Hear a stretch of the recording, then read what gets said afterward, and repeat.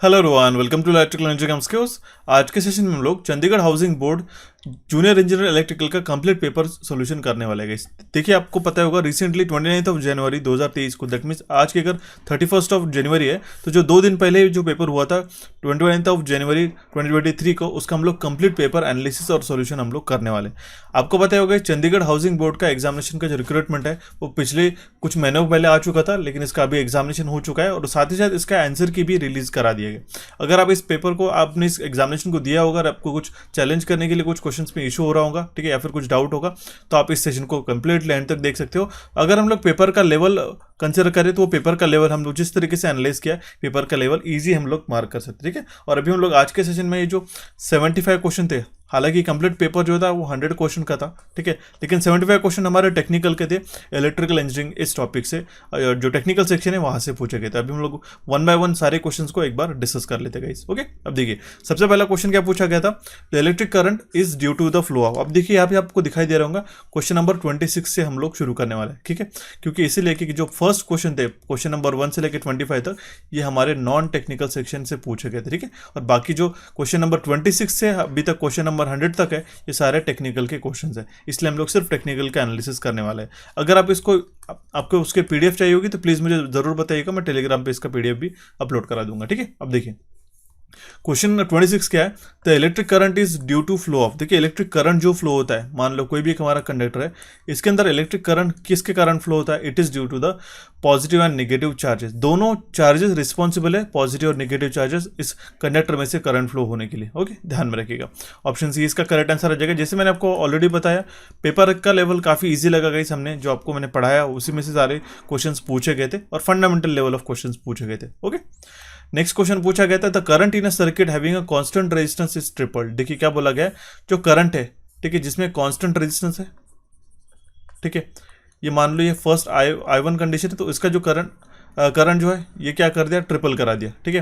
That means I2 will be equals to 3 times of I1, हम लोग ऐसा consider कर सकते हैं, ठीक है। तो जो पावर हमारा किस तरीके से इंक्रीज होगा हमें पूछा गया। अब देखिए गाइस, इतना इसमें लॉजिक लगाने की जरूरत नहीं, सिंपल है कि P is equals to I² into R. अब देखिएगा जो हम लोग रिलेशन देखते हैं, P is directly proportional to the square of current. अगर हमारा करंट जो है, ठीक है, ये ट्रिपल कर दिया गया, ओके, तो हमारा जो पावर है ये 9 टाइम्स हो जाएगा, क्योंकि 3 का स्क्वायर कितना हो जाएगा हमारा 9, तो सिग्निफिकेंटली हमारे जो पावर की वैल्यू जो है फिगर इंक्रीज हो जाएगी 9 गुना।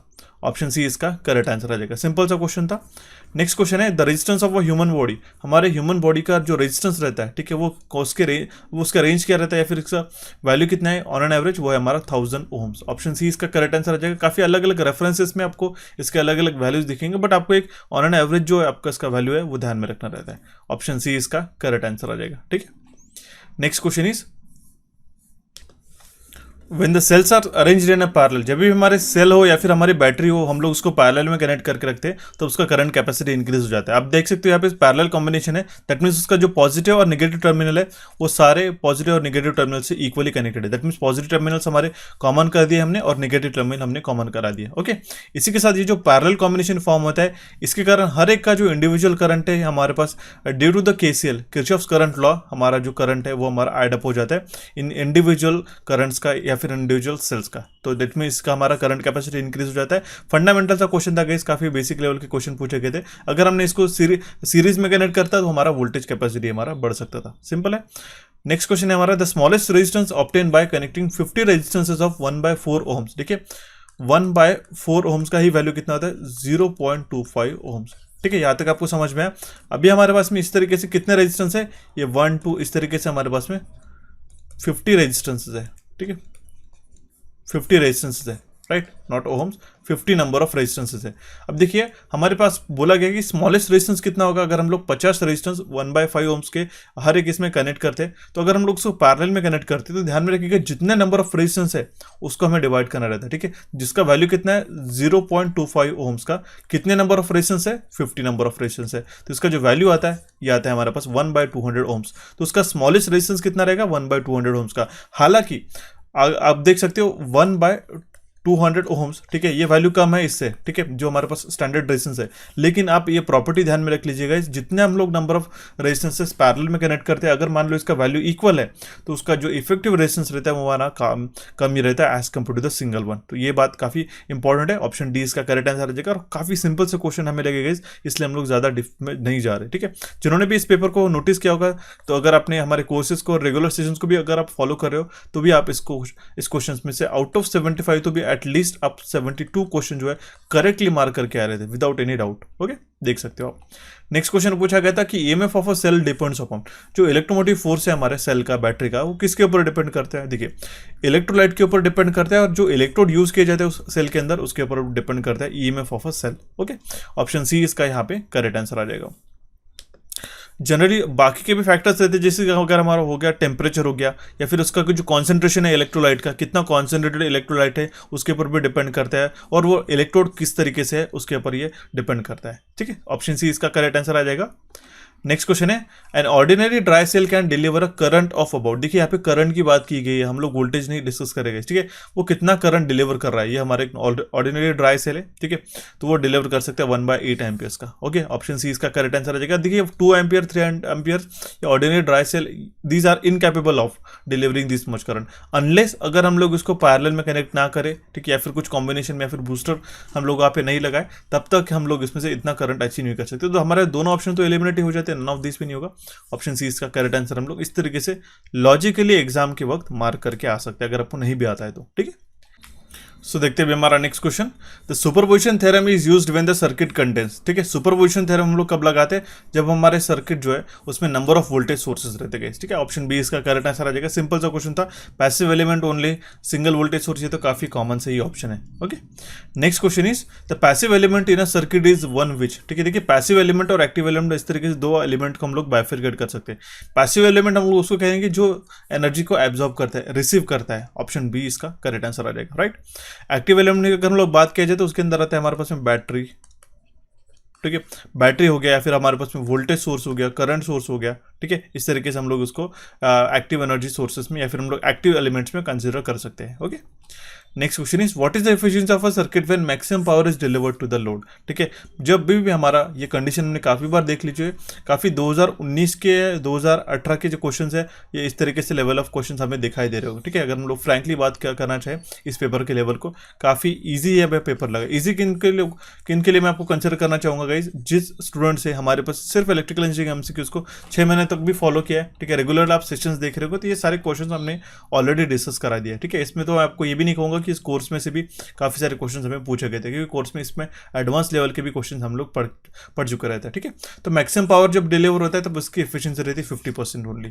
ऑप्शन बी इसका करेक्ट आंसर आ जाएगा। Okay, next question is if the current in an electric bulb drops by 2% then the power decreases by, ठीक है। आप देखिए, ध्यान में रखिएगा, पावर का जो हमारा सिग्निफिकेंट रेशियो क्या रहता है, ये रहता है हमारे पास I² मल्टीप्लाइड बाय R, ठीक है। तो इनिशियल हमारा पावर कितना है, ठीक है, मान लो अगर हम लोग 100 एम्पियर का करंट है, ठीक है, 100 एम्पियर का करंट है, ठीक है, और फाइनल हमारा 2% से ड्रॉप होता है, देखिए 2% से ड्रॉप होना मतलब 98 एम्पियर हो गया, ठीक है। ये हमारी फर्स्ट कंडीशन थी, ये हमारी सेकंड कंडीशन थी। अब देखिएगा, इस पावर है I² R, ओके। तो फर्स्ट इसमें कंडीशन में कितना था, ओके, ये मान लेते हैं हम लोग। देखिए अब इसको क्या बोला गया है कि डिक्रीज कितना हुआ, ठीक है, पावर डिक्रीज कितना हुआ, तो हम लोग डेफिनेटली निकाल सकते जो इनिशियल पावर था, ठीक है, power initial minus power final upon power initial, right. तो इनिशियल पावर कितना था हमारा 100² इंटू R, फाइनल पावर कितना था हमारा, देखिए I² मतलब ये हम लोग करंट की वैल्यू यहाँ पे सब्स्टिट्यूट कर रहे हैं, minus 98² into R, right, divide by हम लोग क्या करेंगे 100² इंटू R, ये R कंप्लीटली कैंसिल आउट हो जाता है, इसका जो फाइनल वैल्यू बनता है, ठीक है, ये नियरली इक्वल्स टू जो आता है वो आता है 0.04, ठीक है, ये समथिंग 0.0396 वगैरह आता है, which is equal to the 4%। अगर हम लोग इसको 100 से मल्टीप्लाई कर देते हैं परसेंटेज में इसका वैल्यू आ जाता है। ओके, सिंपल सा क्वेश्चन था।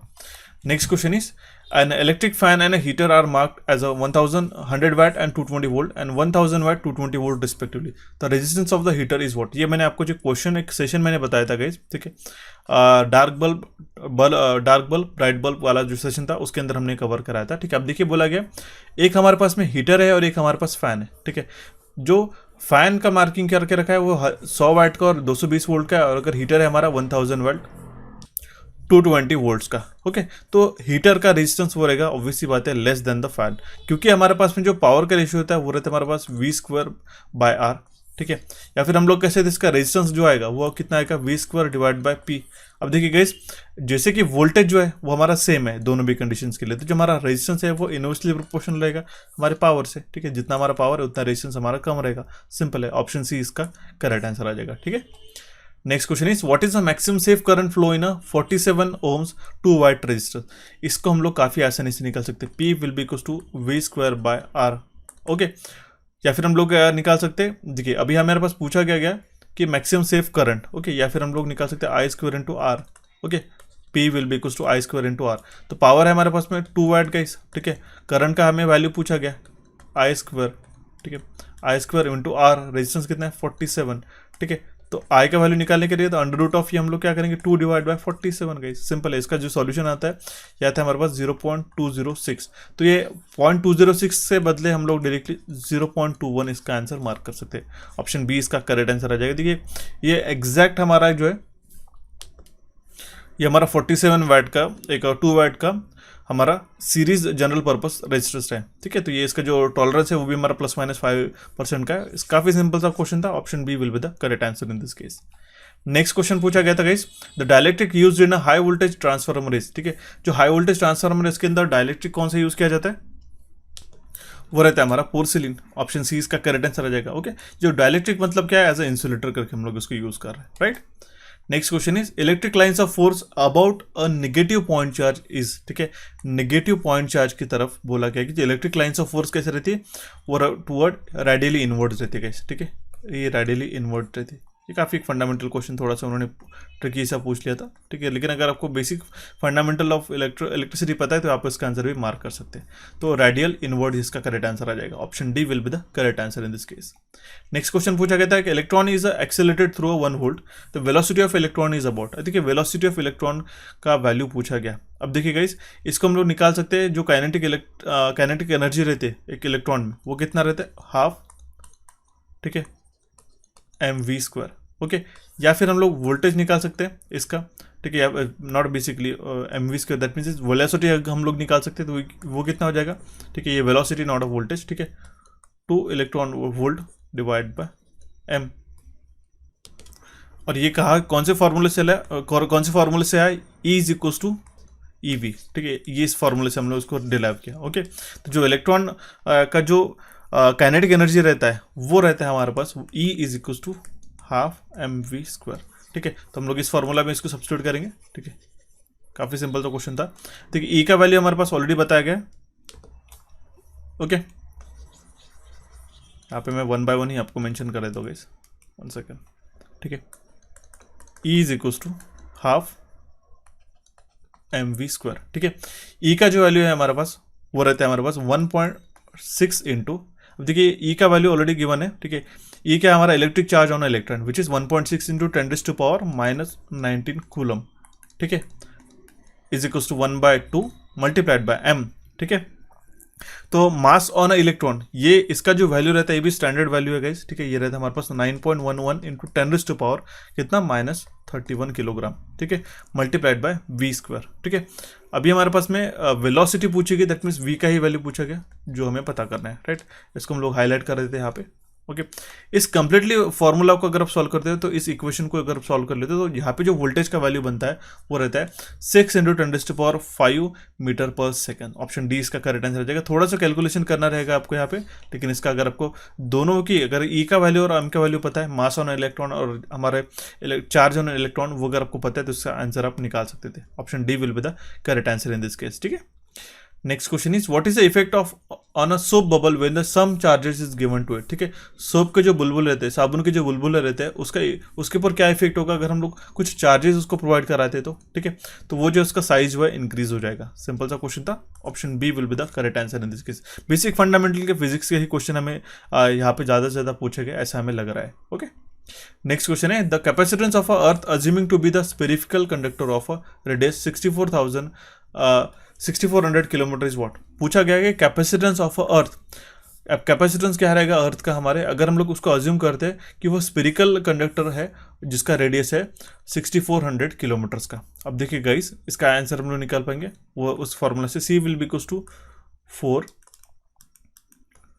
4 पाई एप्सिलॉन 0 के मल्टीप्लाइड बाय आर। ठीक है, इसमें अगर हम वैल्यू सब्स्टिट्यूट करेंगे तो वो कितना आ जाएगा, 1 into 6400 multiplied by 10⁻³ divide by 9 into 10⁻⁹, right. या फिर आप ऐसा भी कंसिडर कर सकते हैं, C will be equals to 4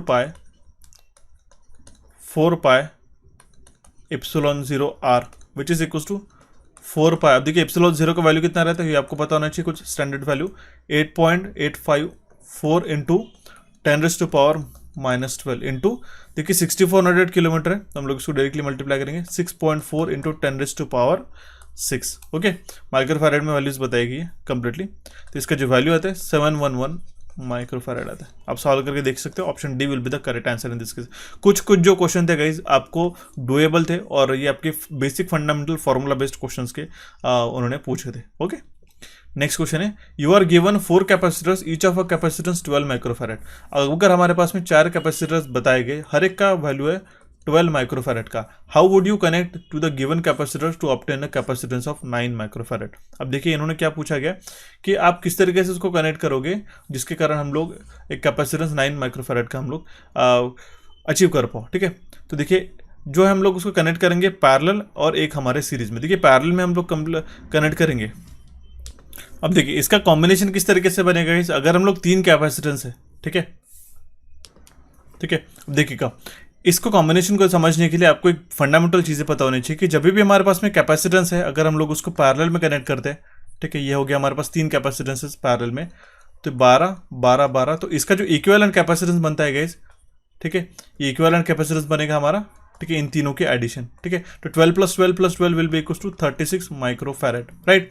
अगर हम लोग इस 36 माइक्रोफैरेड को एक और सीरीज में हमारा जो है 12 माइक्रोफैरेड का जो हमारे पास स्टैंडर्ड गिवन है, देखिए 3 तो हमने यूज कर लिया, यहाँ पे एक जो बचा हमने यहाँ पे 12 माइक्रोफैरेड का यहाँ पे हमने कनेक्ट कर दिया, तो इसका जो इक्विवेलेंट हम लोग निकालते गए, जैसे इसके अपोजिट रहता है हमारे रेजिस्टेंस का, जैसे हम लोग रेजिस्टेंस को सीरीज में ऐड करते हैं, ठीक है, और जब हमारे पास पैरेलल में रहता है तो उसकी इक्विवेलेंट निकालते हैं, उसी तरीके से उसको जस्ट रिवर्स हो जाता है। ठीक है, तो 36 इंटू 12 अपॉन 36 + 12, ठीक है, यहाँ पे 36 + 12 विल बी इक्वल टू 48। ये हो जाएगा 1 ज़ा 4 ज़ा और ये हो जाएगा हमारे पास 9। तो हमारे पास इसका फाइनल इक्विवेलेंट कैपेसिटेंस कितना है गाइस, यह हमारे पास में 9 माइक्रोफैरेड, राइट।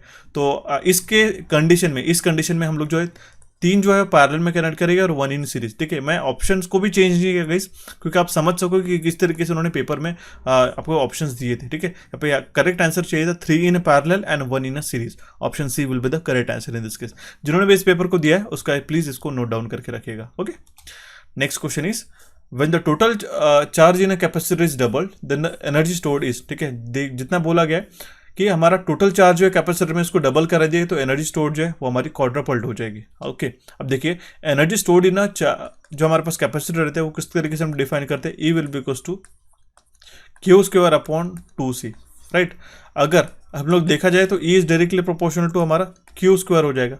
ओके, इस कंडीशन के बाद अगर हमारा जो चार्ज है कैपेसिटर का, दैट मीन चार्ज हमारा डबल कर दिया तो एनर्जी क्या हो जाएगी, 4 गुना हो जाएगी, क्वाड्रपल्ड हो जाएगी। ठीक है, option D will B correct answer in this case. ठीक है, next question is, magnetic field is caused by, ठीक है, मैग्नेटिक फील्ड किसके कारण प्रोड्यूस होती है, ये मूविंग पॉजिटिव और नेगेटिव चार्जेस के कारण हमारी मैग्नेटिक फील्ड प्रोड्यूस होते हैं। ठीक है, ना कि stationary charges, moving positive, moving negative charge. Option D यहाँ पे हमारा करेक्ट आंसर आ जाएगा। काफी फंडामेंटल लेवल के क्वेश्चन से उन्होंने पूछे थे। Next question is, which of the following is likely to have a larger resistance, इसमें से कौन से रेजिस्टेंस में, कौन से कंडीशन में लार्जर रेजिस्टेंस रहेगा। अब देखिएगा इस जो वोल्टमीटर है जिसका रेंज है उसका 10 वोल्ट का, इस केस में हमारा लार्जर रेजिस्टेंस रहेगा, क्योंकि आपको पता है गाइस वोल्टमीटर का रेजिस्टेंस इंटरनली ज्यादा होता है as compare to the high. अगर हम लोग कॉपर वायर की बात करें 1 मीटर का और डायमीटर उसका 3 mm का, ये भी हमारा सिग्निफिकेंटली कम रहेगा। एमीटर का रेंज जो है 1 एम्पियर का है, तो उसका जो पैरेलल में हमारा शंट रहता है, ठीक है, उसका भी वैल्यू ऑफ रेजिस्टेंस कम रहेगा as compare to the other. And वो गैल्वेनोमीटर का भी हमारा इंटरनल रेजिस्टेंस कम रहेगा, बट वोल्टमीटर का जिसका रेंज है 10 वोल्ट्स का, उसका as compare to the other 3 वो हमारा रेजिस्टेंस ज्यादा रहेगा। ऑप्शन डी इसका यहाँ पे करेक्ट आंसर हो जाएगा। ठीक है, next question is the hysteresis loss can be reduce by.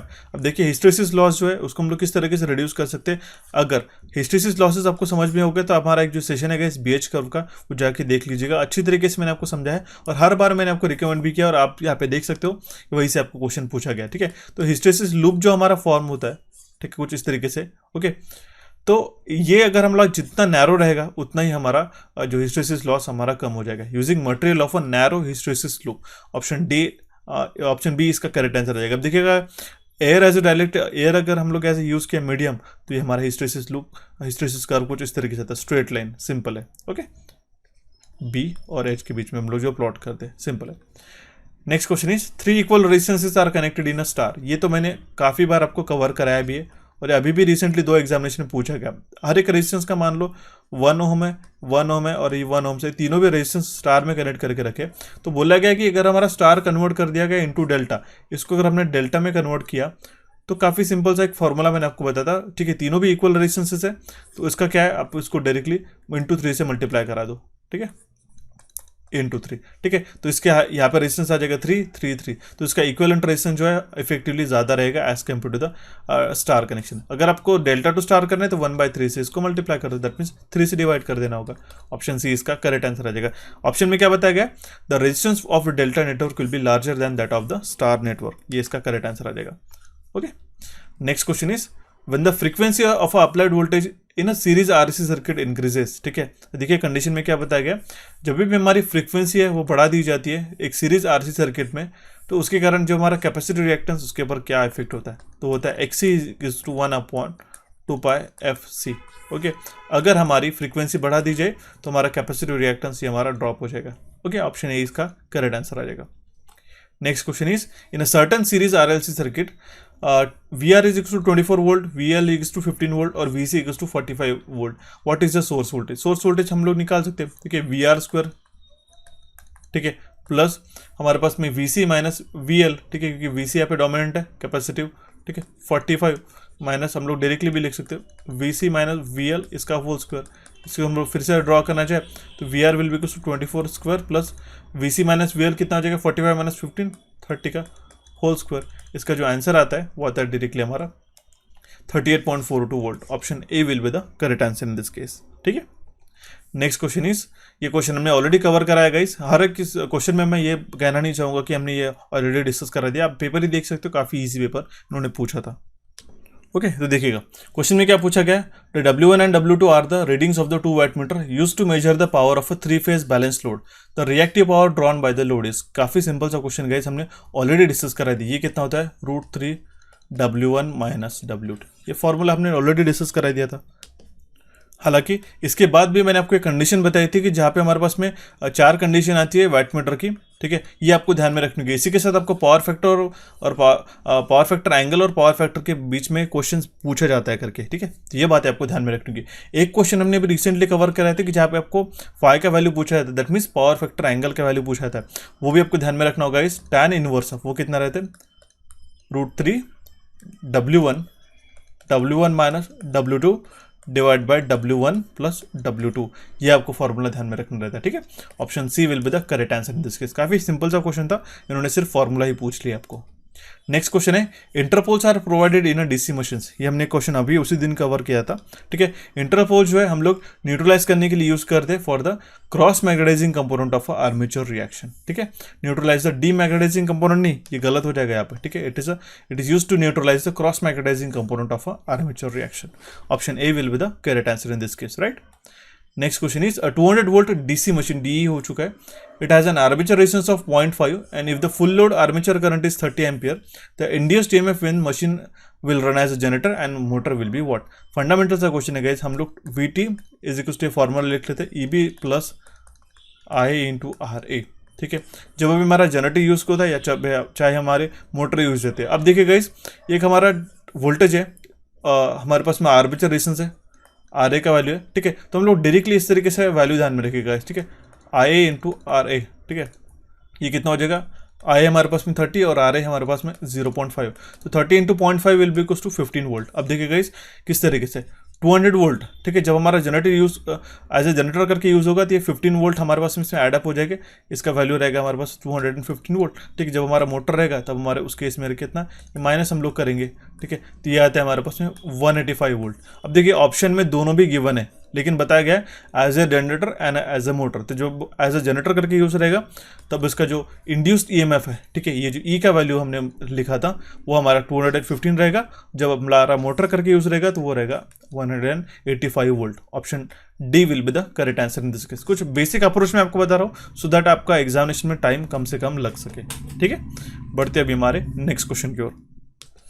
Question क्या है हमारे पास, what is the condition to obtain the maximum starting torque. ये सिमिलर से ऑप्शन आपको यहाँ पे पेपर में दिखाई देते हैं, ठीक है। आप मुझे इसका करेक्ट आंसर मुझे कमेंट बॉक्स में कमेंट करिए, और इसको क्वेश्चन में कुछ आपको डाउटफुल लग रहा होगा तो वो भी आप मुझे कमेंट बॉक्स में कमेंट करके बताइएगा, ठीक है। और इसका करेक्ट आंसर क्या होगा ये प्लीज़ हमें मेंशन कीजिएगा, ओके। बढ़ते अभी हमारे नेक्स्ट क्वेश्चन की ओर। ये भी आपको एक मैं ऐसा छोटा होमवर्क करके दे रहा हूँ, सिंपल फंडामेंटल, इसको आपको अटेम्प्ट करके देखना है। यहाँ पे बोला क्या गया, calculate the value of resistance R for the following condition. दो कंडीशंस बताई गई जिसमें हमारे पास रेजिस्टेंस का वैल्यू पूछा गया, ठीक है। एक इसमें वोल्ट मीटर है, दूसरे इसमें भी वोल्ट मीटर है, जो कि जिसका वोल्टेज रेंज है 10 वोल्ट और अप्लाई किया गया to R with in series with ammeter, जिसका रेंज बताया गया। तो while A reads 50 ampere. Simple सा क्वेश्चन था, इसको अप्रूव जरूर कीजिएगा, नहीं आता है तो हम लोग डेफिनेटली इसका करेक्ट आंसर टेलीग्राम पे डिस्कस करेंगे। सॉल्यूशन करेक्ट आंसर था, हालांकि मैंने मार्क करा दिया, लेकिन इसका सॉल्यूशन आप अच्छी तरीके से कमेंट बॉक्स में कमेंट कीजिएगा, ठीक है। छोटा सा टास्क है आपके लिए।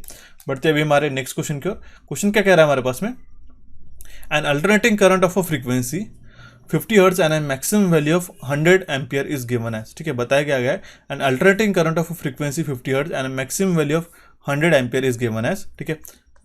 ये मैंने आपको ऑलरेडी फॉर्मूला बता चुका है, I is equals to I m sine of omega t. Omega का वैल्यू क्या होता है 2 pi f, okay. Maximum value कितना है हमारे पास में आई एम विच इज 100, ठीक है। तो यहाँ पे दो ही ऑप्शन है हमारे पास में, एक तो रहेगा हमारे पास में ए, नहीं तो डी। लेकिन अगर हम ओमेगा का वैल्यू पता करते हैं तो 2 पाई एफ, तो 2 पाई इंटू एफ का वैल्यू कितना है 50, तो 50 into 2 will be equals to कितना होगा 100, ठीक है। 100 इंटू पाई का वैल्यू 3.14, राइट। तो 3.14 into 100 will be equals to 314 T. Option D इसका करेक्ट आंसर आ जाएगा, ऑप्शन यहाँ पे गलत हो जाएगा, ओके। अब देखिए गाइस, ये फंडामेंटल सा क्वेश्चन था गाइस, ये मैंने आपको काफ़ी बार आपको ये बता चुका हूँ, ये इसका इक्वेशन, राइट। बढ़ते अभी हमारे नेक्स्ट क्वेश्चन की ओर। Next question is, for a circuit given below, obtain the RN of the equivalent Norton circuit between the terminal AB and find the load current IL। अब देखिए गाइस, यहाँ पे जो अगर हम लोग नॉर्टन लगाते हैं तो इसको हमें सबसे पहले शॉर्ट सर्किट करना पड़ेगा। शॉर्ट सर्किट करा दिया हमने इसको, ठीक है। और यहाँ पे जो 16.2 वोल्ट का हमारे पास में वोल्टेज सोर्स है उसको हम लोग क्या करा देंगे, इसको हम लोग शॉर्ट सर्किट करा देंगे, राइट। तो अगर हमने इसको जो शॉर्ट सर्किट करा दिया तो यहाँ पे फाइनल रेजिस्टेंस कितना रहेगा हमारा 3 ओम्स का, यहाँ पे 3 किलो ओम्स का रेजिस्टेंस रहेगा, ठीक है। ये तो हमने शॉर्ट सर्किट करा दिया, ठीक है। इसके पैरेलल भी हमारे पास में किया रहेगा, और ये हो गया हमारे पास, और इसको हमने शॉर्ट सर्किट करा दिया। ये टर्मिनल्स आपको भूलना नहीं, ए और बी, राइट। तो ये हो जाएगा हमारे पास में 3, ये हो जाएगा हमारे पास 6, और ये हो जाएगा हमारे पास में 4, राइट। अब देखिए, ठीक है, तो देखिएगा यहाँ पे 3 है, यहाँ पे 4, यहाँ पे 6, 3 और 6 जो है हमारा ये हो जाएगा हमारे पास पैरेलल, ठीक है। तो 3 into 6 upon 3 plus 6 will be 9, ये 1 जा आ जाएगा, 3 जा, ये 2 जा, ठीक है। 2 जो है हमारे इसके सीरीज में लग जाएगा, ठीक है। 2 + 4 will be equals to 6 kilo. अभी यहाँ पे मजे की बात यह है कि हम लोग डायरेक्टली इस क्वेश्चन का आंसर जो है ऑप्शन सी, ऑप्शन जो है बी मार्क कर सकते हैं, क्योंकि आप देख सकते हो कि अगर हमारे पास नॉर्टन रेजिस्टेंस हमने निकाल लिया तो ये जो 6 किलो हम ना तो ऑप्शन ए में, ना तो बी, ना तो सी और ना तो डी में, तो हमें करंट निकालने की भी जरूरत नहीं, हम लोग डायरेक्टली आंसर मार्क करके हमारा टाइम बचा सकते हैं, ठीक है। ऑप्शन बी यहाँ पे हमारा करेक्ट आंसर आ जाएगा, ठीक है। सो बढ़ते अभी हमारे नेक्स्ट क्वेश्चन की ओर। क्वेश्चन क्या है हमारे पास, in a thyristor the forward break over voltage. काफी सिंपल सा क्वेश्चन है गाइस, देख सकते हो हमने बेसिक फंडामेंटल उसके कैरेक्टरिस्टिक्स से ये क्वेश्चन को एनालाइज कर सकते हो और सॉल्व भी कर सकते हो। देखिए क्वेश्चन में क्या बोला गया, थायरिस्टर के अंदर जो फॉरवर्ड ब्रेक ओवर वोल्टेज है वो हमारा डिक्रीज होता है जैसे जैसे हमारा गेट करंट इंक्रीज हो जाता है। काफी सिंपल सा और फंडामेंटल क्वेश्चन है, इसलिए मैंने आपको सबसे पहले भी कहा था कि आपको जो भी कैरेक्टरिस्टिक्स आती है डायोड की वगैरह वो अच्छी तरीके से आपको पता होना चाहिए। थायरिस्टर के किस तरीके से गेट हम लोग फायर करते हैं, किस तरीके से उसका एक सर्टन एक अल्फा एंगल जो होता है, ठीक है, उससे हमारे पास किस तरीके से हमारे पास वेवफॉर्म बनते हैं। अगर हम लोग इंडक्टिव लोड लगाते हैं तो किस तरीके से इसमें करंट और ये वोल्टेज लैग करता है, ये सारी चीजें पता होनी चाहिए। बट ये काफी फंडामेंटल लेवल का क्वेश्चन उन्होंने पूछा था, ओके। नेक्स्ट क्वेश्चन है हमारे पास में, the condition for under damped oscillation. देखिए अंडर डैम्प्ड ऑसिलेशन कुछ इस तरीके से हमें देखने को मिलता है, ठीक है। तो जो सीरीज आरएलसी सर्किट में जो कंडीशंस है अंडर डैम्प्ड ऑसिलेशंस के लिए वो क्या होती है, वो होती है हमारे when R square is less than equals to 4 L by C. ये कंडीशन के जब सेटिस्फाई होती है तो हम लोग कह सकते हैं कि सीरीज आरएलसी सर्किट में हमारी ये अंडर डैम्प्ड ऑसिलेशन की कंडीशन हो रही है। ओके, ऑप्शन बी इस क्वेश्चन का करेक्ट आंसर आ जाएगा। सिंपल सा क्वेश्चन था। नेक्स्ट क्वेश्चन है। नेक्स्ट क्वेश्चन को शुरू करने से पहले आपको एक चीज बताना चाहता हूँ, हमने यूपीपीसीएल जेईई का कोर्स जो है हमने काफी दिनों पहले रिलीज करा दिया था और उसके अराउंड 26 सेशन हो चुके हैं। 2 सेशन में आपको एग्जामिनेशन के पहले आपको अच्छी तरीके से प्रोवाइड करा दूंगा जो हमारे बेसिक ह्यूमन वैल्यूज और इसका थे। हालांकि इसके बदले हम लोग पीएलसी का सेशन एडअप करा दिया था, लेकिन आप इसमें देख सकते हो कि ये जो कोर्स था हमारा काफी कॉम्प्रिहेंसिव है और आपके हर एक एग्जामिनेशन के लिए यहाँ पे ये यूजफुल है और फ्रूटफुल रह चुका है अभी तक। ओके, मैं आपको बता देता हूँ किस तरीके से। आप देख सकते हो इलेक्ट्रिकल फंडामेंटल है, इलेक्ट्रॉनिक कंपोनेंट एंड डिवाइसेस, इस तरीके से सारे टॉपिक जो है 28 टॉपिक जो है आपको इस कोर्स के अंदर मैंने कवर करा है। ठीक है, जो आपको हर एक एग्जामिनेशन के लिए काम में आता है, चाहे वो आप यूपीपीसीएल के लिए प्रिपरेशन कर रहे हो, चाहे वो आपकी कोई भी एसएससी के लिए प्रिपेयर करे, चाहे कोई भी एग्जामिनेशन के लिए। अभी इसका खासियत यही बात है कि ना तो सिर्फ ये सुपर एमसीक्यू कोर्स है, सिर्फ क्वेश्चन के बेस पे नहीं है, इसके अंदर हमने जो इंपॉर्टेंट टेबल्स और चार्ट्स के माध्यम से आपको पढ़ा है। जहाँ जहाँ रिक्वायर्ड थ्योरी है वहाँ पे मैंने थ्योरी भी पढ़ाई है और रिकॉर्डेड सेशन से अभी तक, और इसको ई बुक के माध्यम से जो आपको एप्लीकेशन के अंदर ही मिलने वाले उसके द्वारा आप रिकॉल भी कर सकते हो। और ये सारा जो कॉन्टेंट है आप देख सकते हो 28 सेशन है। ठीक है, वो सारे सेशन आप सिर्फ ज्वाइन कर सकते हो एक कंप्लीट साल भर के लिए 399 रुपीज़ में। इसके लिए कूपन कोड मैंने असाइन कर दिया था। इनिशियली इसका प्राइस 499 ना रखते हुए अब J20 कूपन कोड को लगा के आप एप्लीकेशन को डाउनलोड कर लीजिएगा। वहाँ पे आप सारे वीडियोस सेक्शन में जाके वीडियोस हमारे देख सकते हो। ये सारे जो 28 टॉपिक्स मैंने बताए थे। ठीक है, सिर्फ आपको ये कूपन कोड ध्यान में रखिएगा गाइस। ठीक है, जल्दी से जल्दी इसको ज्वाइन कर लो, अच्छी तरीके से आपकी प्रिपरेशन हो जाएगी और आपको आपकी प्रिपरेशन में मदद करेगा 100%। ठीक है, अब ये सारे इसके स्पेशलिटीज मैंने आपको मेंशन करा दी कि आपको सिलेबस ओरिएंटेड क्वेश्चंस है। ठीक है, इंपॉर्टेंट टेबल चार्ट्स है और थ्योरी डेटाबेस क्वेश्चंस हमने इसके अंदर डाल के रखे। खास बात यह है कि आप एक साल भर के लिए अगर हम लोग वैल्यू निकालते हैं तो 33 रुपीज़ पर मंथ के हिसाब से आ रहा है। मतलब मान लो सिर्फ ₹1 पर दिन का आपको जा रहा है इस कोर्स को ज्वाइन करने के लिए। ठीक है, बट लेकिन आपको ये जो सारे टॉपिक्स है, सारे हाई डेफिनेशन इमेजेस के साथ में हमने इंपॉर्टेंट यूजफुल टेबल्स और चार्ट्स के माध्यम से ये सारे सेशंस को कवर अप किया है। ठीक है, सो डेफिनेटली डू ज्वाइन। इसको ज्वाइन कैसे करना है, आपको एप्लीकेशन डाउनलोड कर लेना होगा इलेक्ट्रिकल इंजीनियरिंग एमसीक्यूज का प्ले स्टोर से, या फिर आपको नीचे दी गई जो डिस्क्रिप्शन बॉक्स में लिंक्स है हमारे दोनों भी एप्लीकेशन की, कोचिफाई और इलेक्ट्रिकल इंजीनियरिंग एमसीक्यूज, जहाँ पे आप नॉन टेक्निकल प्रिपेयर कर सकते हो कोचिफाई पे, और टेक्निकल का सेक्शन आप इलेक्ट्रिकल इंजीनियरिंग एमसीक्यूज के एप्लीकेशन पे परफॉर्म कर सकते हो। ठीक है, सो डू जॉइन आउट। और इसका जो कूपन कोड है वो J20। ठीक है, इसको डेफिनेटली यूज कीजिएगा, डायरेक्टली स्ट्रेट फॉरवर्ड 100 रुपीज़ का आपको ऑफ वहाँ पे मिल जाएगा। बढ़ते अभी हमारे नेक्स्ट क्वेश्चन के और देखते हैं हमारा नेक्स्ट क्वेश्चन क्या है हमारे पास में। एक 3 फेज 4 पोल इंडक्शन मशीन है जिसमें 50 हर्ट्ज फ्रीक्वेंसी रन हो रही है 920 आरपीएम पे। तो आउटपुट फ्रीक्वेंसी क्या रहेगी एट द रोटर पे, हमें ऐसा क्वेश्चन पूछा गया। काफी सिंपल सा क्वेश्चन है गाइज। इसके लिए तो हमें सबसे पहले तो फ्रीक्वेंसी निकालनी पड़ेगी, सिंक्रोनस फ्रीक्वेंसी, सिंक्रोनस स्पीड निकालनी होगी। वो किस तरीके से होगा, 120 × F divide by P। Okay, देखिए सारे जो वैल्यूज अच्छी तरीके से देख लेना होगा। फ्रीक्वेंसी हमारे पास 50, ठीक है, पोल्स है हमारे पास में 6, ये हो जाएगा हमारे पास 20 × 50 will be equals to 1000 RPM. अब ओके, ये हो गया हमारे पास में सिंक्रोनस स्पीड, और हमारे पास रोटर स्पीड बताई गई वो है हमारे पास 920। इसका जो डिफरेंस आ रहा है, ठीक है, इन दोनों का जो डिफरेंस आ रहा है वो आ रहा है हमारे पास में 80 आरपीएम का। अब देखिए 80 आरपीएम का किस पे डिफरेंस आ रहा है, वो आ रहा है हमारे पास में 1000 आरपीएम पे। ठीक है, तो इसका जो वैल्यू बनता है 0.08 बनता है स्लिप का। ठीक है, ये स्लिप का वैल्यू आ गया हमारे पास। ठीक है, स्लिप का वैल्यू आने के बाद हमारे पास सीधा है, अगर हम लोग, आपको फॉर्मूला पता होगा, rotor frequency FR will be equals to S times of F होता है। ठीक है, तो स्लिप का हमारे पास वैल्यू आ गया 0.08, और जो सप्लाई फ्रीक्वेंसी वो है हमारे पास 50, 0.08 multiplied by 50 will be equals to 4 hertz. इसका करेक्ट आंसर आ जाएगा। काफी सिंपल सा क्वेश्चन है और यही क्वेश्चन मैंने काफी बार आपको कवर भी कराया है। ओके, नेक्स्ट क्वेश्चन है हमारे पास में, for 500 hertz frequency excitation of 50 kilometre short power line will be modelled as. ठीक है, 500 फ्रीक्वेंसी एक्साइटेशन के लिए 50 किलोमीटर की शॉर्ट पावर लाइन, उसको हम लोग लॉन्ग लाइन में कंसिडर कर सकते हैं। ठीक है, ध्यान में रखिएगा, ऑप्शन सी इसका करेक्ट आंसर आ जाएगा। Okay, next question is, bundled conductors are mainly used high voltage overhead transmission line. ठीक है, हाई वोल्टेज, ठीक है, ओवरहेड ट्रांसमिशन लाइन में हम लोग बंडल कंडक्टर्स का इस्तेमाल करते हैं, एक सिंगल कंडक्टर्स ना यूज करते हुए बंडलिंग करते हैं। ठीक है, तो इसके कारण क्या है, हम लोग इफेक्टिव हमारा कोरोना रिड्यूस कर सकते हैं।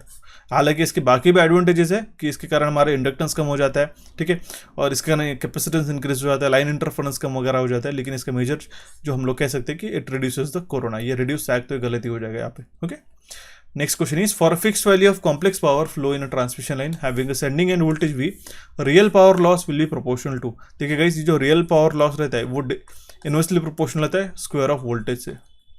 ध्यान में रखिएगा, ऑप्शन सी इसका करेक्ट आंसर रहेगा। फंडामेंटल सा क्वेश्चन था, हमने काफ़ी के बार इसके ऊपर डिस्कशन भी कर चुके हैं। Okay, next question is series capacitive compensation in extra high voltage transmission line is use to. देखिए बोला क्या गया, सीरीज कॉम्पेंसेशन जो होता है extra high voltage transmission line में, वो किसके लिए यूज होता है? To improve the stability of the system. Option B will be the correct answer in this case. इसके कारण क्या होता है, हम लोग स्टेबिलिटी इंप्रूव करते हैं सीरीज कैपेसिटिव कॉम्पेंसेशन से। अब देखिए इसके बाद सीरीज कैपेसिटर भी आते हैं, सीरीज रिएक्टर भी आते हैं, और हमारे पास शंट रिएक्टर भी आते हैं। वो हम लोग अच्छी तरीके से डिटेल में डिस्कस कर लेंगे सेशन के अंदर से, ठीक है। नेक्स्ट क्वेश्चन आता है हमारे पास में, when transformer primary is fed from AC source, ठीक है, its core heats up due to. जब भी हमारे ट्रांसफार्मर प्राइमरी एसी सोर्स से हम लोग उसको सप्लाई प्रोवाइड कर रहे थे, उसका कोर हीट क्यों होता है? कोर का हीट होने का कारण मेजर एक चीज़ होता है कि वहाँ पे रिलक्टेंस होता है, रिलक्टेंस ऑफ द कोर, ठीक है, just opposite to the permeance. ये होता क्या है कि जिस तरीके से हमारे पास में करंट को फ्लो करने के लिए एक रजिस्ट करने के लिए रेजिस्टेंस होता है, ठीक है, जैसे हमारा करंट को अपोज करने के लिए रेजिस्टेंस होता है, उस तरीके से जो हमारे पास फ्लक्सेस फ्लो होता है उसको हम लोग अपोज करने के लिए रिलक्टेंस की प्रॉपर्टी रहती है, ठीक है। तो ये रिलक्टेंस होने के कारण ही, जैसे आपने देखा होगा रजिस्टर में क्या होता है, आई स्क्वायर आर ड्रॉप होता है, आई स्क्वायर आर ड्रॉप हुआ कि इससे क्या होता है, हमारी हीट जनरेट होती है। उसी तरीके से जो कोर हीटअप होता है, it is due to the reluctance of the core, okay, जहां से फ्लक्सेस फ्लो होते हैं। और फ्लक्सेस किसके एनालॉगस है? ये हमारे करंट के एनालॉगस है, ओके, ध्यान में रखिएगा। जैसे हमारे पास में एमएमएफ रहता है हमारे पास मैग्नेटिक फील्ड पे, और जो हमारे पास इलेक्ट्रिक सर्किट में जो है, ठीक है, वो हम लोग उसको ईएमएफ कहते हैं, ठीक है। जैसे हमारे पास करंट फ्लो होता है इलेक्ट्रिक सर्किट में, उस तरीके से हमारे पास मैग्नेटिक सर्किट में फ्लक्सेस फ्लो होते हैं। मैंने आपको ऑलरेडी बता दिया मैग्नेटिक और इलेक्ट्रिक सर्किट का एनालॉजी। थोड़ा सा क्विकली मैं समझा रहा हूँ सो दैट आप ये रिपीटेटिव क्वेश्चन जो है आपको अच्छी तरीके से समझ में आ सके, ठीक है। स्टिल अगर आपको कोई क्वेश्चन डिटेल में समझना होगा तो प्लीज़ मुझे कलेक्टिवली कमेंट बॉक्स में कमेंट कर दीजिएगा, नेक्स्ट सेशन में वो भी हम लोग कवर कर लेंगे क्वेश्चन, ठीक है। नेक्स्ट क्वेश्चन इज, एक हमारे पास में 100 मिली हेनरी का कॉइल है जिसके अंदर करंट कितना है, 1 एम्पियर का, ठीक है। ये मान लो 100 मिली हेनरी का कॉइल है जिसके अंदर से करंट फ्लो हो रहा है हमारे पास 1 एम्पियर का, right. The energy stored in the magnetic field, तो एनर्जी कितना स्टोर होगा मैग्नेटिक फील्ड में हमें पूछा जा रहा है, ठीक है। ये क्या होता है, E is equals to half L I square, right. तो हाफ इंटू एल कितने हैं, 100 milli henry, 100 into 10⁻³ into I square मतलब कितना हो जाएगा, 1 का स्क्वायर 1 ही रहेगा। इसको सॉल्व कर लेते हैं तो हमारे पास वैल्यू हो जाएगा 0.0 जूल। ऑप्शन बी इसका करेक्ट आंसर आ जाएगा, सिंपल सा क्वेश्चन था। नेक्स्ट क्वेश्चन इज, एक कार की बैटरी है जिसमें 6 सेल्स है सीरीज के अंदर, ठीक है। तो जनरली जो कार की बैटरी रहती है आप ध्यान में रखिएगा 12 वोल्ट के वो सप्लाई प्रोवाइड करती है हमें, ठीक है, plus minus DC source, okay. लेकिन उसका जो अप्रोक्सीमेट चार्जिंग वोल्टेज रहता है वो रहता है हमारे पास 15 वोल्ट गाइस, ना कि 12 वोल्ट। 100 वोल्ट तो कैंसिल आउट हो जाएगा, 10 वोल्ट तो अंडर वोल्टेज तो हम लोग प्रोवाइड नहीं कर सकते, 100 वोल्ट काफ़ी ओवर वोल्टेज हो जाएगा, 15 वोल्टेज का ही एक प्रॉपर सप्लाई होता है चार्जिंग के लिए, ध्यान में रखिएगा। फंडामेंटल एक प्रैक्टिकल क्वेश्चन था। सो देखते हैं अभी हमारा नेक्स्ट क्वेश्चन क्या कह रहा है हमारे पास में, frequency of DC in India, चाहे वो इंडिया हो, चाहे वो पूरा भारत हो, चाहे वो आपको पूरा यूनिवर्स हो, जो फ्रीक्वेंसी रहती है डीसी की वो 0 ही रहती है, ध्यान में रखिए। ऑप्शन डी इसका करेक्ट आंसर आ जाएगा, ओके। साइनोसॉइडल सोर्सेज की हमारे पास फ्रीक्वेंसी हम लोग डिफाइन कर सकते हैं अलग अलग तरीके से, ठीक है, but DC is a constant one, ठीक है, it doesn't changes with respect to the time, right. Next question is, और हाँ इसी के कारण हमारे पास डीसी में पोलैरिटी रहती है, ठीक है। एसी में हम लोग जो है अल्टरनेटिंग करंट होने के कारण हम लोग फेज न्यूट्रल का इंटरचेंज भी करें तो भी हमारे पास इफेक्ट नहीं होता है, ठीक है, एक सर्टेन एप्लीकेशन के लिए, जनरलाइज में बात कर रहा हूँ। Next question is, the purpose of choke in a fluorescent tube, fluorescent tube में चोक का क्या काम होता है, काफ़ी बार हम लोग पढ़ चुके हैं कि इसके अंदर डिटेल में भी गए थे कि इसके कैपेसिटेंस का काम क्या होता है, ठीक है, उसका इंडक्टर का काम क्या रहता है, उसमें कितना वैल्यू का रहता है, ये सारी चीज़ें हमने डिस्कस कर चुके हैं। जो चोक यूज़ किया जाता है फ्लोरेसेंट ट्यूब में, ठीक है, उसके कारण एक किक मिलती है हमारे, ठीक है, एक हाई वोल्टेज हमारा पल्स जो है लैम्प को स्टार्टअप करने के लिए हमें लगता है, तो वो हम लोग क्या करते हैं इसके लिए, to increase the voltage momentarily, एक कुछ समय के लिए, कुछ मोमेंट के लिए उसका वोल्टेज रैंप अप करने के लिए वो हमारे चोक का इस्तेमाल किया जाता है, ठीक है। ऑप्शन डी इसका करेक्ट आंसर आ जाएगा। Next question is, the reactance of a 1 farad capacitance when connected to a DC circuit is, ठीक है। अगर यहाँ पे रिएक्टेंस बोला गया 1 फैरेड कैपेसिटेंस का, वो कितना रहेगा, इनफाइनाइट ही रहेगा, क्योंकि अगर हम लोग XC is proportional to 1 upon inversely proportional to the frequency, ठीक है। अगर देखिए डीसी सोर्स को कनेक्ट करके रखा, फ्रीक्वेंसी जो है डीसी सोर्स के लिए यहाँ पे जो है ये हो जाएगा 0, अगर ये 1/0 का क्या हो जाएगा, 1 infinite. Option A correct answer आ जाएगा। कुछ क्वेश्चन है नहीं गए जिसके अंदर हम लोग काफ़ी डिटेल में डिस्कस कर सके, देखिए सेम क्वेश्चन है, रिपीट क्वेश्चन पूछा गया, ओके। एक एंगुलर वेलोसिटी पूछी गई, एंगुलर वेलोसिटी हमने उसी दिन बताया, ओमेगा से हम लोग डिफाइन करते हैं, उसको हम लोग क्या लिखते हैं 2πf, right, omega is 2πf, ठीक है। तो जो है हमारे पास 628 रेडियंस पर सेकंड, ठीक है, 628 is equal to 2π into f, ठीक है, ये हो जाएगा हमारे पास में 340 will be equal to pi into f, pi का वैल्यू कितना होता है 3.14 इंटू एफ, और यहाँ पे आएगा 314, इसको डायरेक्टली डिवाइड करते तो हमारे पास 100 हर्ट्ज इसका करेक्ट आंसर आ जाएगा। ऑप्शन ए और D will be the correct answer in this case. Next question is for most efficient use of power distribution equipment the power factor should be, देखिए power factor तो हमारा 1 होना चाहिए, ठीक है। Efficient use power distribution equipment की अगर हम लोग बात करें तो power factor it should be 0.85, ठीक है। ऑप्शन ए भी हम लोग मार्क कर सकते हैं, लेकिन यहाँ पे आंसर की में ऑप्शन डी गिवन है, बट एक स्टैंडर्ड एफिशिएंट यूज के लिए हम लोग 0.85 पावर फैक्टर इज सूटेबल, ठीक है, बिकॉज 1 मेंटेन करना it is not next to impossible in every case. हालांकि रेजिस्टेंस में वो पॉसिबल होता है, लेकिन अगर हम लोग जनरल डिस्ट्रीब्यूशन इक्विपमेंट की बात की तो वहाँ पे सबसे ज़्यादा डोमिनेंट जो चीज़ होती है वो हमारा होता है इंडक्टेंस, और इंडक्टेंस किसके कारण आता है, जो हमारे पास इंडक्शन मशीन वगैरह यूज होते हैं हमारे पास, उसके कारण जो इंडक्टिव रिएक्टेंस बढ़ जाने के कारण हमारा पावर फैक्टर 1 पे हम लोग मेंटेन नहीं कर पाते उतना, ठीक है। Next question is if the wattmeter is normally placed and indicates reverse reading the current and voltages are, ठीक है। अगर हमारा वाटमीटर नॉर्मली फेस्ड है और उसके इंडिकेट कर रहा है रिवर्स रीडिंग, उसका मतलब क्या है, उसके मतलब जो the current and voltage are less than 90 degree out of phase. Option B इसका करेक्ट आंसर हो जाएगा। फंडामेंटल सा क्वेश्चन था। Next question is out of the following the most accurate measurement for unknown resistance is given by, ठीक है। Unknown resistance को ये हम लोग कैलकुलेट करने के लिए काफ़ी एक्यूरेट मेजरमेंट टेक्निक कौन सी है, हालांकि हमारे पास इसमें से हम लोग बाकी भी मेथोडोलॉजी यूज़ कर सकते हैं, लेकिन व्हीटस्टोन ब्रिज जो है उसको हम लोग काफ़ी एक्यूरेट मानते थे इस कंडीशन में, ओके। ऑप्शन डी इसका करेक्ट आंसर आ जाएगा। ये कुछ व्हीटस्टोन ब्रिज हमें देखने को मिलता है, या फिर हमारे पास में गैल्वेनोमीटर रहता है, जहाँ पे हम लोग नल जब डिटेक्ट होता है तब हम लोग कह सकते हैं ये व्हीटस्टोन ब्रिज बैलेंस्ड है, ठीक है। हमने ऑलरेडी डिस्कस कर चुके हैं गाइस। फ्लोरेसेंट ट्यूब के ऊपर 2 क्वेश्चन पूछे गए थे, एक तो उसका चोक था और इसके ऊपर अभी हमें पूछा गया कि कोटिंग कौन सा है। In a fluorescent tube the outer glass tube is internally coated with, देखिए आपको इसके तरीके से व्हाइट कोटिंग दिखाई दे रही है, ये हमारी फॉस्फर की रहती है। पेंट टेलकॉम पाउडर चाहिए था, यहाँ पे टेलकॉम लिखा है इन्होंने, ठीक है। और कॉर्ड्स पेंट टेलकॉम पाउडर नहीं रहेगा, फॉस्फर इसका कोटिंग रहता है, ये फॉस्फर का कोटिंग रहता है, right. Next question is fuse is always connected इन, अब देख सकते हैं किटकैट फ्यूज है बेसिकली, ये फेज जो है फ्यूज जो है, ठीक है, हम लोग जो है किस में कनेक्ट करते हैं, मान लो कोई भी इक्विपमेंट हो गया, ये हम लोग कनेक्ट करते हैं फेज में कैसे, ठीक है, ये हो गया हमारा neutral, okay. So it is always connected in a phase. Option C इसका करेक्ट आंसर आ जाएगा। Next question is the basic purpose of earthing is that, ठीक है। अर्थिंग का मेजर जो मेजर ये यूज होता है वो होता है कि हमें प्रोटेक्ट कर सके, ठीक है। It protect the operator from the electrical shock, okay. जो भी पर्सन उसको ऑपरेट कर रहा है उसको इलेक्ट्रिक शॉक लगने से बचा सके, ओके। ये बात आपको ध्यान में रखनी होगी। Next question is the cheaper internal wiring system is, ठीक है, सबसे सस्ती इंटरनल वायरिंग सिस्टम कौन सी है, उसको हम लोग होते हैं क्लेट वायरिंग। अब देखिए क्लेट वायरिंग से रिलेटेड क्वेश्चंस हमने ऑलरेडी डिस्कस करा चुके हैं इस कोर्स के अंदर भी और रेगुलर सेशन के अंदर भी, ठीक है। तो उसके अंदर जो क्लेट्स लगाए जाते हैं उसका मिनिमम डिस्टेंस भी पूछा जाता है कि 2 क्लेट्स के बीच में कितना डिस्टेंस होता है। अगर आपको याद है तो मुझे कमेंट बॉक्स में कमेंट करते बताइएगा, ठीक है। ये होती है हमारे पास क्लेट वायरिंग सिस्टम और एक सबसे सस्ती और काफ़ी चीप वायरिंग सिस्टम है, ठीक है। ऑप्शन ए इसका करेक्ट आंसर आ जाएगा। टेम्परेरी पर्पज के लिए जनरली यूज़ की जाती है। Next question is when more than 1 equipment is to be earthed, जब हम लोग हमारे पास में एक से ज़्यादा इक्विपमेंट को अर्थ करना रहता है तब हम लोग पैरेलल कनेक्शन का इस्तेमाल कर सकते हैं। That means the parallel connection should वेरिएबली be used, ऐसा बोला गया। ऑप्शन ए इसका करेक्ट आंसर आ जाएगा। आई रूल्स के अंदर आता है जनरली वो।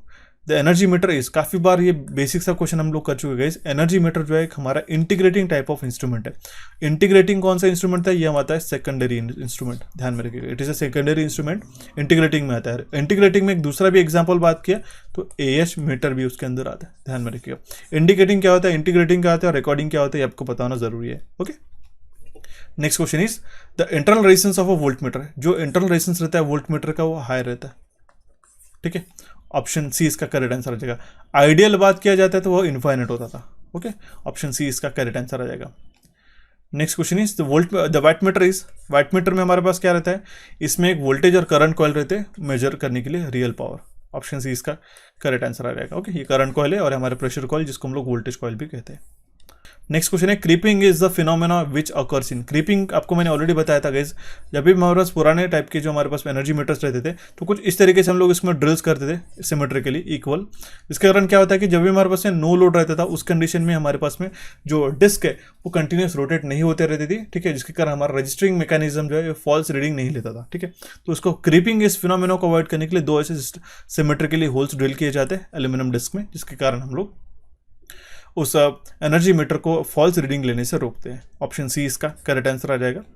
Next question is when a 3-phase supply is given to the 3-phase wound stator of a synchronous or induction machine, a resultant field of a magnitude 1.55 amps is set which rotates in. बोला क्या गया है कि हमारा जो है 3-phase supply, हम लोग 3-phase वाउंड स्टेटर को प्रोवाइड करते हैं एक सिंक्रोनस या फिर इंडक्शन मोटर को, एक रिजल्टेंट फील्ड जिसका मैग्नीट्यूड 1.5 टाइम्स ऑफ 5 रहता है वो सेटअप हो जाता है, जो रोटेट होता है direction of as per the sequence in which the supply is given. अगर हमारे पास सप्लाई RYB है तो उस तरीके से रोटेट करेंगे. अगर हमने सप्लाई को RBY करा दिया तो सप्लाई हमारा रिवर्स हो जाएगा. ठीक है, रोटेशन हमारा रिवर्स हो जाएगा. ठीक है. Next question is the stator winding of N induction motor can B design for. ठीक है, जो स्टेटर वाइंडिंग रहती है हमारे पास इंडक्शन मोटर में, किसके लिए डिजाइन की जाती है? वो सिर्फ इवन नंबर ऑफ पोल्स के लिए डिजाइन की जाती है. Any even number of poles. ठीक है, 4 पोल्स यहाँ पे गलत हो जाएगा, ऑड एनी भी यहाँ पे गलत हो जाएगा. There is a no electrical connection between stator and rotor. आपको पता है स्टेटर और रोटर में कोई भी इलेक्ट्रिकल कनेक्शन नहीं रहता है, फिर भी हमारा पास पावर ट्रांसफर होता है स्टेटर टू रोटर. वो किसके कारण होता है? इसी मैग्नेटिक फ्लक्सेस के कारण होता है. आपको फ्लक्स का हम यहाँ पे देख सकते हो. ठीक है, किस तरीके से फ्लक्सेस अलाइन होते हैं करके ध्यान में रखिए. यहाँ पे पोल शू वगैरह रहता है fundamentally. Okay. Next question is under the running condition the rotor reactance is directly proportional to. ठीक है, जो रनिंग कंडीशन में, ठीक है, तो उसके इसमें जो रोटर रिएक्टेंस रहता है, ठीक है, X2 R, वो हमारा डायरेक्टली प्रोपोर्शनल रहता है हमारे स्लिप से. ऑप्शन सी इसका करेक्ट आंसर आ जाएगा. सिंपल से अगर आपने बेसिक लेवल का प्रिपरेशन काफ़ी अच्छी तरीके से करके गए होंगे फिर पेपर में काफ़ी अच्छी तरीके से अपने स्कोर अप करके आए होंगे. ठीक है, तो फंक्शन ऑफ अ स्टार्टर का इस्तेमाल क्यों करते गए? क्योंकि हम लोग हमारा जो स्टार्टिंग करंट है वो लिमिट कर सके. Generally 5 to 7 times of standard current हमारा स्टार्टिंग करंट रहता है, उसको लिमिट करने के लिए हम लोग स्टार्टर का इस्तेमाल करते हैं. Okay, so option C will be the correct answer in this case. Next question is in a single phase induction motor at start the 2 revolving field produces. Single phase induction motor starting में जो 2 revolving field produce करते हैं वो equal and opposite torque produce करते हैं rotor conductors के अंदर. Guys option C इसका यहाँ पे करेक्ट आंसर आ जाएगा. ठीक है. Next question is transformer core is laminated. Transformer core को लैमिनेट करने का काम होता है कि उसके कारण हम लोग एडी करंट लॉसेज जो उसको हम लोग कम कर सके, रिड्यूस कर सके. ठीक है. The use of higher flux density in the transformer design. देखिए हायर फ्लक्स डेंसिटी मतलब क्या होता है? ठीक है, अगर मान लो ये हमारा कोर है पर्टिकुलरली, तो इसमें से मान लो एक फ्लक्सेस फ्लो हो रहा है. ठीक है, ओके, ये इसका वैल्यू है मान लो 1 वेबर का. ठीक है, अगर ये जो कोर जिस मटेरियल से बना है इसमें हायर फ्लक्स डेंसिटी का कोर यूज किया जाए तो हम लोग मान लो इसमें से 10 वेबर का भी हम लोग फ्लक्सेस जो है वो हम लोग फ्लो कर सकते हैं. ठीक है, तो इसके कारण क्या होगा कि हमारे पास उसकी एक्चुअल साइज जो है वो हमारी यहाँ पे कम हो जाएगी अगर हम लोग हायर फ्लक्स डेंसिटी का कोर इस्तेमाल करते तो उसके कारण हमारा जो है रिड्यूस हो जाता है हमारा वेट पर किलो वोल्ट एम्पियर. केवीए पर केवीए हमारा जो वेट है ट्रांसफार्मर का कम हो जाता है. ओके. नेक्स्ट क्वेश्चन इज, अब मैं आपको इसका एक छोटा सा टास्क दे रहा हूँ, ये क्वेश्चन मुझे रेक्टिफाई करके बताइएगा. यहाँ पे बताया गया 4:1 step up transformer as 150 volt across the primary and 600 ohms resistance across the secondary assuming the 100% efficiency the primary current equals to. मुझे इसका करेक्ट आंसर मुझे कमेंट बॉक्स में कमेंट करके बताया. और इस क्वेश्चन में थोड़ी सी ट्रिक है, उसमें क्या करेक्शन होना चाहिए वो भी मुझे बताइएगा जरूर. ठीक है. Next question is a transformer with output voltage of 250 kVA at 300 volt has a 600 turns on its primary and a 60 turn on its secondary winding. What will be the voltage on the primary side? इसके लिए ratio रहता है N1:N2 will be equals to V1/V2. N1 कितना है हमारे पास में 600 है, राइट. N2 कितना है हमारे पास में 60 है. ठीक है, यहाँ पे पूछा गया है what will be the voltage on a primary side, that means हमें V1 निकालना है. ठीक है, और V2 कितना है हमारे पास. ठीक है, V2 है हमारे पास में गाइस 3000 वोल्ट. Okay, 3000 right. तो ये आ जाएगा हमारा 10 into 3000. V1 will be equal to 30,000 इसका करेक्ट आंसर आ जाएगा. सिंपल है, option B will be the correct answer. काफी फंडामेंटल क्वेश्चन है गाइस, इसमें कुछ भी डिफिकल्टी लेवल ऑफ क्वेश्चन हमें देखने को नहीं मिला अभी तक. ओके. नेक्स्ट क्वेश्चन है the condition for maximum efficiency of a transformer is that. ठीक है, मैक्सिमम एफिशिएंसी ऑफ ट्रांसफार्मर कब होता है? जब हमारे कॉपर लॉसेस इक्वल होते हैं आयरन लॉसेस के. काफी कबार ये हम लोग क्वेश्चन कर चुके हैं सर, आजकल तो हम ये क्वेश्चन को भी डिस्कस नहीं करते. काफी fundamental of level of question थे. ठीक है, अगर आप मेरा रेगुलर प्रीवियस सेशन भी अगर जाकर देखते हो तो हम लोग काफी रेगुलर सेशन के अंदर ही सारे डिस्कस करके रखे हैं. ठीक है. The next question is it is preferable to start DC series motor with some mechanical load.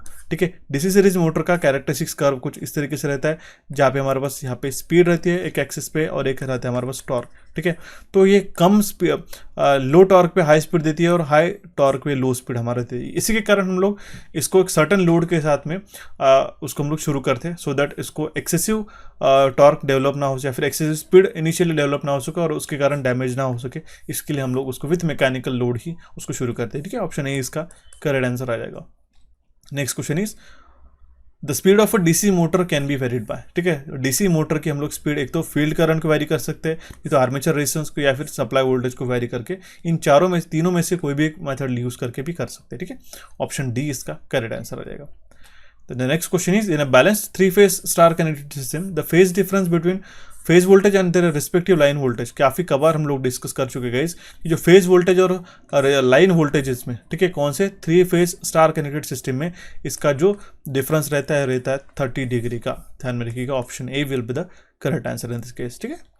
Next question is the power dissipated in the pure capacitance of an RC series circuit will be, जो power dissipate होता है pure capacitor में of an RC series circuit, वो कितना होता है 0। Option A इसका correct answer आ जाएगा, ठीक है। जो भी पावर डिसिपेशन होगा प्योर कैपेसिटेंस का एक कंप्लीट साइकिल में, वो हमारा 0 होगा इस कंडीशन में। Option A will be the correct answer in this case. तो ये था गाइस हमारे पास 75 क्वेश्चन जो है आपके चंडीगढ़ हाउसिंग बोर्ड के एग्जामिनेशन में पूछे गए थे 29 जनवरी को, ठीक है, 2-3 दिन पहले। अभी आपको ये पेपर समझ में आएगा और इसके कारण आपको लाइक लेवल ऑफ क्वेश्चंस किस तरीके से पूछे गए थे वो भी समझ में आएंगे, ठीक है। कोई भी क्वेश्चन में क्वेरी रहती है तो प्लीज़ मुझे कमेंट बॉक्स में कमेंट करते हुए चलेगा। आई होप आपको आज का सेशन समझ में होगा। हमारे चैनल इलेक्ट्रिकल इंजीनियरिंग एमसीक्यूज को यहाँ पे क्लिक करके सब्सक्राइब कर सकते हो और कोजीफाई को आप यहाँ पे क्लिक करके सब्सक्राइब कर सकते हो। टेलीग्राम चैनल को डेफिनेटली ज्वाइन कीजिएगा, काफ़ी इंटरेक्टिव डिस्कशन मैं आपके साथ में करते रहता हूँ। प्रीवियस सेशन को देखने के लिए यहाँ पे आप क्लिक करके उसको जाके देख सकते हो। So thank you for watching this session guys, have a nice day. मिलते हैं अभी हमारे नेक्स्ट सेशन में।